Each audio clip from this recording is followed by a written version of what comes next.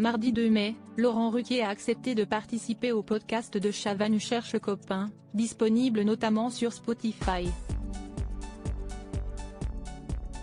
Au micro de son confrère, qui est chroniqueur dans son ancienne émission renommée Quelle époque, et animé par Léa Salamé, il a notamment assuré, avec fierté, être agréable avec ses collègues. Je travaille avec les mêmes personnes depuis plus de 20 ans, voire 30 même, a-t-il lancé, tandis que Christophe de Chavannes a recentré la conversation sur la très critiquée réforme des retraites. L'occasion pour le compagnon de Hugo Manos de révéler qu'il s'est énervé, hier, en mars, à l'antenne contre ma collègue et consoeur Alba Ventura.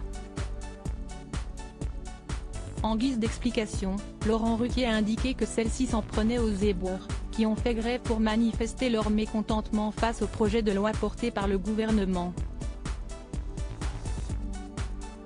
Même si ça nous fait chier de voir des ordures sur les trottoirs, je pense que s'il y a bien une catégorie de personnel qui ne doit pas travailler 2 ans de plus, c'est les éboueurs, a estimé la figure emblématique des grosses têtes, en ajoutant fermement « Je trouve ça lamentable les chaînes de radio, les éditorialistes qui montrent du doigt cette catégorie en disant « Oh, vous comprenez, les touristes qui arrivent à Paris, le mec, il a un métier pénible.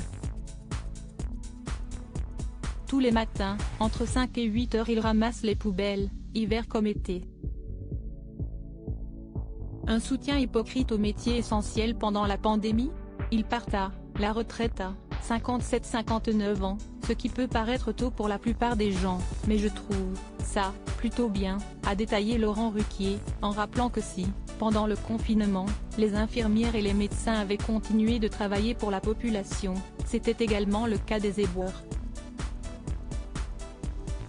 L'animateur télé et radio a ainsi souligné l'hypocrisie de certaines personnes ayant applaudi le personnel soignant et les éboueurs pendant la crise sanitaire, et changeant désormais d'avis pendant la grève contre la réforme des retraites.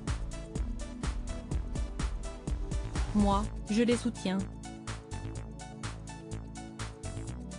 Il faut être conscient de ceux qui méritent de s'arrêter, de travailler, a-t-il ensuite affirmé haut et fort.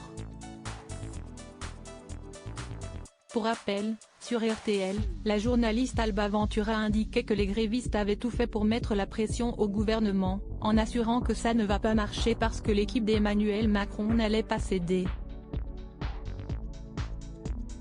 Paris était déjà dégueulasse, elle est aujourd'hui dégoûtante, déplorait-elle encore à l'antenne, avant de s'en prendre à Anne Hidalgo, qui soutenait les éboueurs.